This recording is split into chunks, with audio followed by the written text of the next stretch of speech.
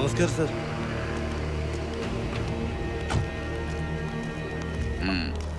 നമസ്കാരം സർ. എന്താ മേരി പയസേ, ഹോസ്റ്റലിലെ ഡിസിപ്ലിനൊക്കെ കളഞ്ഞു കുളിച്ചോ? പ്രിൻസിപ്പൾ അച്ഛൻ ഇവിടെ ഉണ്ടായിരുന്നോ? എന്താ അച്ചോ ഇതൊക്കെ? കെയാ സാറിന്റെ കൊച്ചുമകളായതുകൊണ്ട് ഞങ്ങൾ ഇത്തിരി കൂടുതൽ സ്വാതന്ത്ര്യം കൊടുത്തുപോയി. അതിന്റെ കുഴപ്പാ. രണ്ടാളും കൂടി ഇത്രയും ഒപ്പിക്കുമെന്ന് സ്വപ്നത്തിൽ പോലും കരുതിയില്ല. വേണ്ടാത്ത റിസ്ക് എടുക്കണ്ടെന്ന് മോളോട് മുത്തശ്ശൻ പറഞ്ഞതല്ലേ? രാത്രി സമയത്ത് ഈ ഗസ്റ്റ് ഹൗസിൽ നടേശനെ കാണാൻ എന്ത് ധൈര്യത്തിലാണ് നിങ്ങൾ വന്നത്? ആള് മരിച്ചെങ്കിലും അവന്റെ കയ്യിലിരിപ്പിനെ പറ്റി പറയാതിരിക്കാൻ പറ്റുമോ? Good morning sir. Good morning. ഇങ്ങനൊരു സ്ഥലത്ത് കുട്ടികളെ വിളിച്ചു വരുത്തണമായിരുന്നു. സംശയം തോന്നുന്നവരെ ചോദ്യം ചെയ്യുക എന്നുള്ളത് പോലീസിന്റെ ഡ്യൂട്ടി അല്ലേ സർ? ചിലപ്പോ ഇവർ ഈ കേസിലെ പ്രതികളായിരിക്കാം, അല്ലെങ്കിൽ പ്രധാന സാക്ഷികളായിരിക്കാം. രണ്ടായാലും ക്വസ്റ്റ്യൻ ചെയ്യാതിരിക്കാൻ പറ്റില്ലല്ലോ സർ. അച്ഛനും അമ്മയും കൊച്ചിലെ മരിച്ച കുട്ടിയാ ലേഖ. ജൂലിയുടെ അച്ഛനും അമ്മയും സ്ഥലത്തുമില്ല. അവരെ കൂടുതൽ വിഷമിപ്പിക്കാതെ. ഞാൻ ഇവരെ ഇപ്പൊ കസ്റ്റഡിയിൽ ഒന്നും എടുക്കുന്നില്ല. ചില വിവരങ്ങൾ ചോദിച്ചിട്ട് വിട്ടേക്കാം. കമാ വരൂ. ചെല്ലേ. നടേശൻ സാറെ രാഷ്ട്രീയത്തിൽ കൊണ്ടുവന്നത് സാറാണല്ലോ. രണ്ടു വാക്ക്. എന്റെ വിരൽത്തുമ്പിൽ തൂങ്ങിയാണ് അവൻ രാഷ്ട്രീയത്തിലേക്ക് വന്നത്. പിന്നീട് എന്നെ വിട്ടുപോയെങ്കിലും രാഷ്ട്രീയ രംഗത്ത് ഇത്രയും നല്ല സ്വഭാവമുള്ള വ്യക്തികൾ വളരെ കുറവാണ്. എനിക്ക് എൻ്റെ ഒരു മകൻ നഷ്ടപ്പെട്ടതുപോലെയാണ്. എനിക്കൊന്നും അറിയണ്ട. എന്റെ മോനെ ഞാൻ ഇവിടെ കണ്ടിട്ടാ പോയത്. അവൻ എവിടെ പോയി? അവനില്ലാതെ ഒരു നിമിഷം പോലും എനിക്ക് ജീവിക്കാൻ പറ്റില്ല. അമ്മച്ചിയുടെ സെന്റിമെന്റ്സ് കലക്കുന്നുണ്ടല്ലോടാ.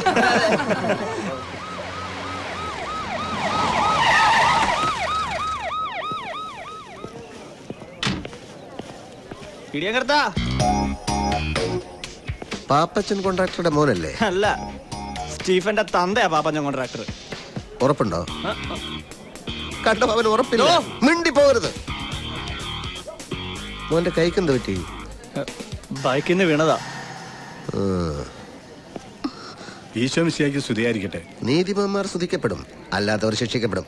കൊല്ലപ്പെട്ടത് ഹോം മിനിസ്റ്റർ ആണെന്ന് ഓർമ്മ വേണം. ഈ അമ്മയും ഈ അച്ഛനും ചേർന്ന് രമേശിനെ എവിടെയാണ് ഒളിപ്പിച്ചിരിക്കുന്നത്? സാർ, ദൈവദോഷം പറയരുത്. അന്ന് സ്വന്തം അമ്മയെ അധിക്ഷേപിച്ച ആ നിമിഷത്തിൽ പെട്ടെന്ന് അവന്റെ നിയന്ത്രണം വിട്ടുപോയിട്ടുണ്ടാവാം. അത് വെച്ച് ഈ കൊലപാതകം അവന്റെ തലയിൽ കെട്ടിവെക്കരുത്. അവനത് ചെയ്യില്ല സാർ. എന്റെ മോനെ കസ്റ്റഡിയിൽ എടുത്തിട്ട് അവനെ നിങ്ങൾ എന്ത് ചെയ്തെന്ന് പറ. കൊള്ളാം. ഹോം മിനിസ്റ്ററുടെ പേരിൽ കഥ ചമച്ചുണ്ടാക്കിയ കഥാകാരി ഇപ്പൊ പോലീസിനെ പറ്റി പുതിയ കഥ എഴുതുകയാണല്ലേ? അവൻ എവിടെ ഉണ്ടെന്ന് പറ. പിടിച്ചോണ്ട് തല്ലിക്കൊന്ന് കുഴിച്ചുമൂടിട്ടിപ്പോ നാട്ടുകാരെ ബോധിപ്പിക്കാൻ വേണ്ടി വന്നിരിക്കുക കമ്മീഷണർ സാർ. ഇതുപോലുള്ള കളികൾ മുമ്പും കുറെ കളിച്ചിട്ടുള്ളതാ പോലീസ്. കക്കാൻ ക്യാമ്പിലെ രാജൻ കൊലക്കേസ് പോലെ തന്നെ ആയിരിക്കും രമേശിന്റെയും ഗതി. നിന്റെ ഗതി അതിലും മോശമായിരിക്കും. If you don't shut your bloody mouth and get lost.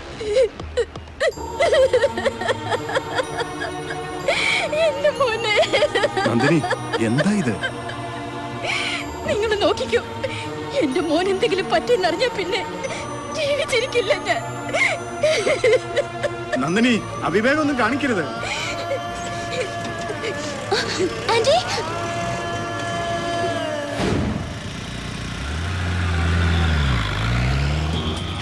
Mary മാഡത്തിന്റെ മുമ്പിൽ കൂടി ഹോസ്റ്റലിൽ നിന്ന് ഇറങ്ങിയപ്പോ എന്റെ ശ്വാസം നിന്ന പോലെ ആയിപ്പോയി. ജസ്റ്റ് എസ്കേപ്പാ. ഈശ്വരൻ കാത്തു. പറഞ്ഞ ഒക്കെ തന്റെ അമ്മ ഓർത്തിട്ടാ. തന്നെ കണ്ടില്ലെങ്കിൽ ചത്തുകളെന്ന് പറഞ്ഞു അറിഞ്ഞതുകൊണ്ടാ ഞാൻ ഈ റിസ്ക് എടുത്തത്. അമ്മ എന്തെങ്കിലും കടുങ്കൈ ചെയ്യുന്ന എന്റെ പേടി. താൻ ടെൻഷൻ അടിക്കാതിരിക്കടോ, ഒന്നും ഉണ്ടാവില്ല.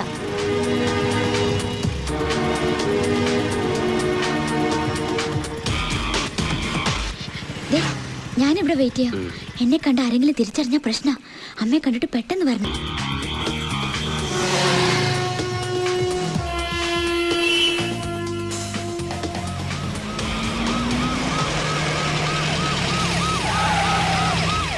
ഹലോ. പേടിക്കണ്ട. I M CI Vignesh. ഇവിടെ വരുന്നവരെയും പോകുന്നവരെയും നിരീക്ഷിക്കാൻ വേണ്ടി ഞങ്ങൾ ഈ പരിസരത്ത് പോലീസിനെ ഏർപ്പാടാക്കിയിട്ടുണ്ട്. ഒന്ന് ചെക്ക് ചെയ്യാൻ വേണ്ടി ഇറങ്ങിയതാ. കുട്ടിയേതാ?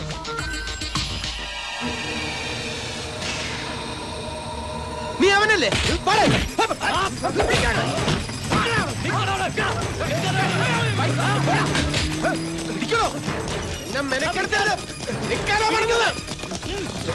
വേഗം പിടികിട്ടി പിങ്കിലാകാരെ പിടിച്ചത്.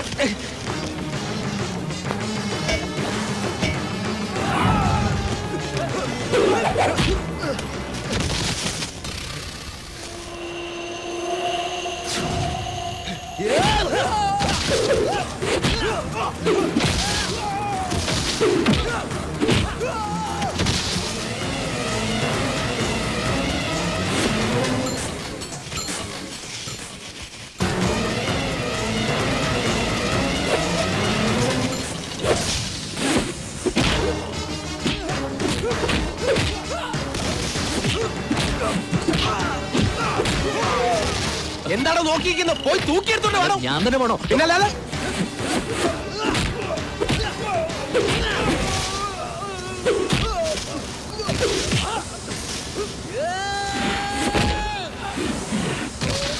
ഹലോ, മലയാള മനോരമല്ലേ? അതെ, നമ്മുടെ ഹോം മിനിസ്റ്ററുടെ കൊലയാളിയില്ലേ രമേശ്?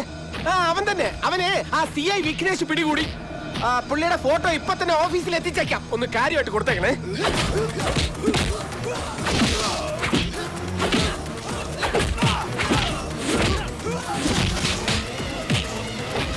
ഹലോ, മാതൃഭൂമി.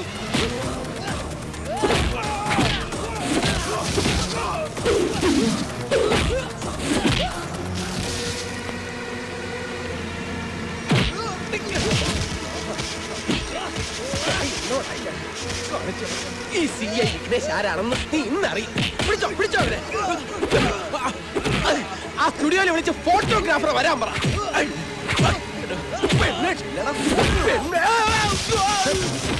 എന്താണ് സർ, അവൻ കരാട്ടെ ബ്ലാക്ക് ബെൽറ്റാ.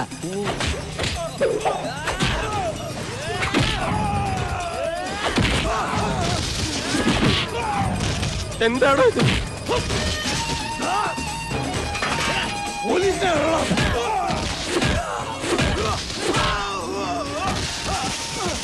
ഇനി പോലീസ് മാർഗം കല്ലെറിഞ്ഞ് വീഴ്ത്തണോ അവനെ? ചറ പറയണോ?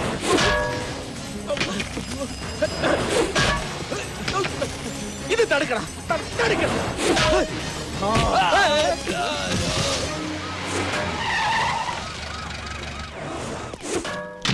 കുത്തി ഇറങ്ങി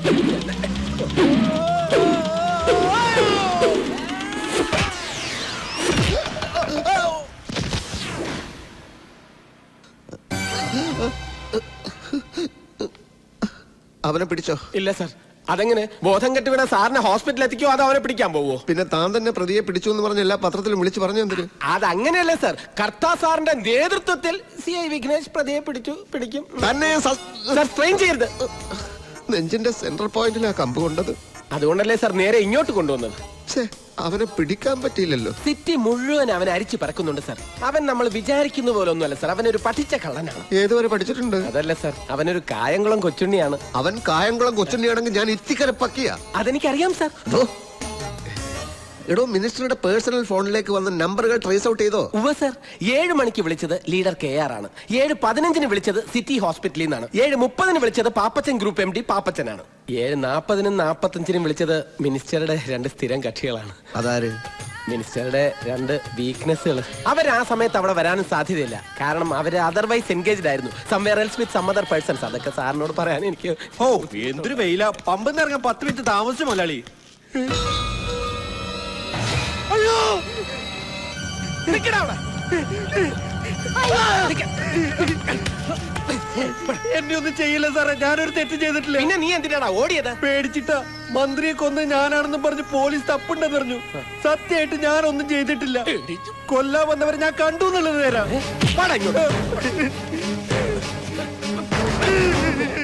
പുതിയൊരു തെളിവ് കിട്ടിയിട്ടുണ്ട് സാർ. മിനിസ്റ്റർ കൊന്നയാളെ ഇവൻ കണ്ടു. എന്താ നിന്റെ പേര്? അറുമുഖൻ. ഓ, മിനിസ്റ്ററുടെ കുക്കായിരുന്നു അറുമുഖൻ. നീ എന്തിനാ ഇവിടെ വന്നത്? ജോലി ചെയ്യുന്ന പമ്പിലെ മുതലാളി പനിയായിട്ട് കിടക്കുന്നുണ്ട്. തൊട്ടടുത്ത മുറിയില. മുറി മാറി കയറിയതാ. നടേശൻ മിനിസ്റ്ററെ കൊല്ലാൻ വന്നവരെ നീ എങ്ങനെയാ കണ്ടത്? ഇവനെ വിശ്വസിക്കരുത് സാർ. ഇവന്റെ സംസാരം കേട്ടിട്ട് ഇവനും കൊലപാതകത്തിൽ പങ്കുണ്ട്. ഇല്ല സാർ, മിനിസ്റ്റർ മരിക്കുന്നതിന് 2 ദിവസം മുമ്പ് എന്റെ കരണക്കുറ്റിക്ക് അടിച്ചാ അവിടുന്ന് ജോലിയിൽ നിന്ന് പുറത്താക്കിയത്. പെങ്ങടെ കല്യാണത്തിന് കുറച്ച് കാശ് കടം ചോദിച്ചു എന്നല്ലാതെ മറ്റൊരു തെറ്റ് ഞാൻ ചെയ്തിട്ടില്ല. മിനിസ്റ്റർ മരിച്ചന്ന് രാത്രി അങ്ങോട്ട് കാറ് പോകുന്ന കണ്ടു. മുഖത്തോക്കി 2 വർത്താനം ചോദിക്കാൻ ചേട്ടാ ഞാൻ അങ്ങോട്ട് കയറി ചെന്നത്. എന്നിട്ട് അപ്പോ പെട്ടിക്കടയുടെ മുന്നില് പോലീസ് ജീപ്പ് കിടക്കുന്ന കണ്ടു. പോലീസ് ജീപ്പോ? അതെ സാർ. നീ കണ്ടോടാ? കണ്ടു സാർ. ചുമ്മാതെ കള്ളം പറഞ്ഞ ഇടിച്ചു നിന്റെ കൂമ്പിളക്കം. നീ കണ്ടോടാ? താനൊന്ന് അടങ്ങടോ, അവൻ പറയട്ടെ. അല്ല സാർ, ഇവൻ പറയുന്ന കേട്ട പോലീസുകാരാണ് ഇത് ചെയ്തതെന്ന് തോന്നും. പോലീസുകാരെന്താ ഇതിന് മോശാണ്? അയ്യോ, പൊള്ളിയോ? പോലീസുകാർ ഒരുപാട് തല്ലിയല്ലേ?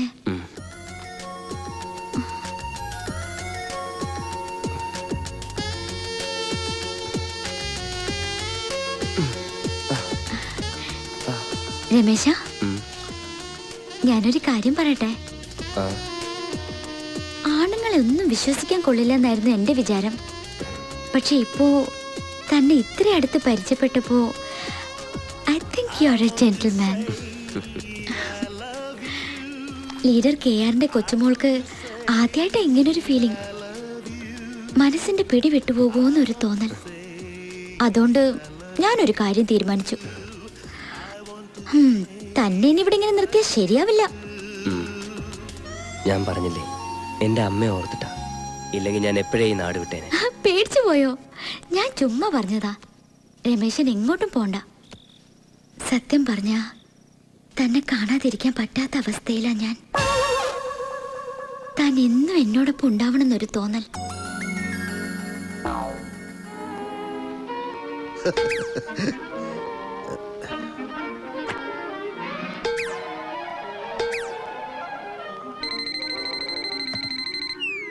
യെസ്,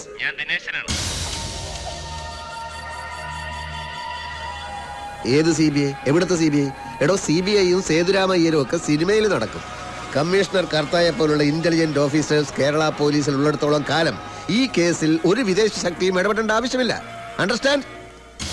സാർ, പുതിയ ഹോം മിനിസ്റ്റർ വന്നിരിക്കുന്നു. ഇങ്ങോട്ട് വന്നിരിക്കുന്നു. സത്യപ്രതിജ്ഞയ്ക്ക് മുമ്പ് നടേശൻ മിനിസ്റ്ററുടെ കൊലപാതകയെ കണ്ടുപിടിക്കാമെന്ന് ഏറ്റെടുത്തത്.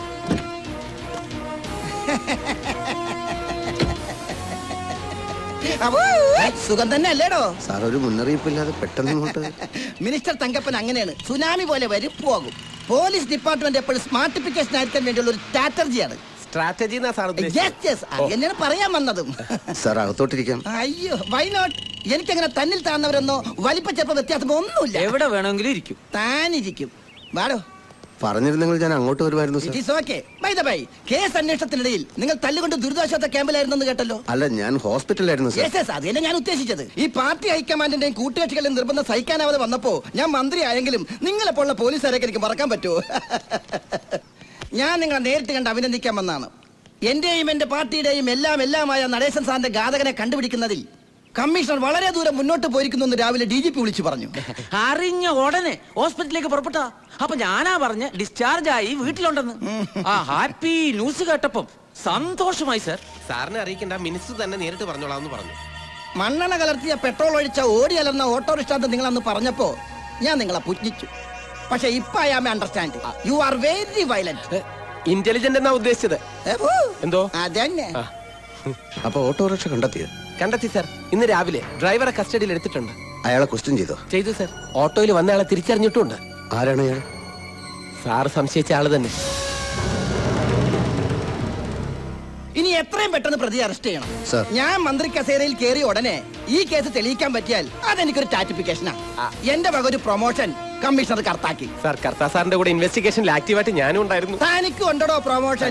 എന്നും ഇങ്ങനെ വെറും CI ആയിട്ട് ഇരുന്നാ മതിയാ? ഒരു ASI ഒക്കെ ആവണ്ടേ? വള്ളറക്കടോ, വണ്ടി ഇറക്കടോ. താൻ ASI ആയാൽ എനിക്കത് വലിയ സാറ്റിഫിക്കേഷൻ ആയിരിക്കും.